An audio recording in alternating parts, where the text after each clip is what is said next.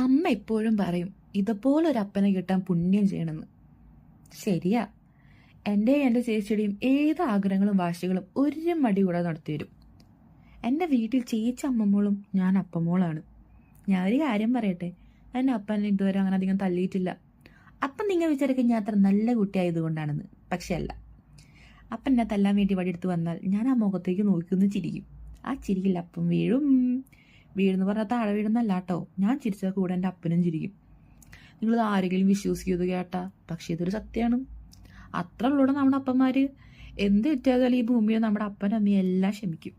ഇപ്പം തന്നെ എനിക്ക് പുറത്തു പോയി പഠിക്കാൻ ആഗ്രഹം വന്നപ്പോൾ ഒട്ടും താല്പര്യമില്ലാഞ്ഞിട്ടും എൻ്റെ ഒറ്റ ആഗ്രഹം കാരണം സമ്മതിച്ചു. എന്താ അല്ലേ? അപ്പം നമ്മൾ ഈ ഫാദേഴ്സ് ഡേ നമ്മുടെ അപ്പന്മാരെ വിഷ് ചെയ്യണ്ടേ? നിങ്ങളുടെ അപ്പന്മാരൊക്കെ എങ്ങനെയാ? നിങ്ങളോട് കുറേ സംസാരിക്കുമോ? എൻ്റെ അപ്പ എന്നോട് അധികം സംസാരിക്കില്ല. അധികം ഞാൻ ന്യൂസിലാൻഡിലേക്ക് വന്നേ പിന്നെ കേട്ടോ.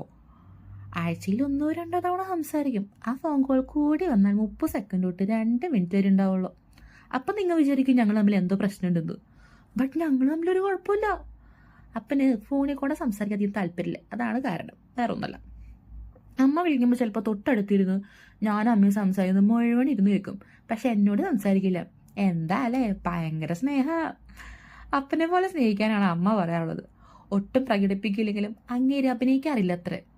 ഏത് ഈ അകത്ത് എൻ്റെ എല്ലാ ഇഷ്ടങ്ങളും ആഗ്രഹങ്ങളും എൻ്റെ സന്തോഷത്തിലും വിഷമത്തിലും എല്ലാത്തിനും കൂട്ടുനിന്ന എൻ്റെ അപ്പച്ചന് ഹാപ്പി ഫാദേഴ്സ് ഡേ.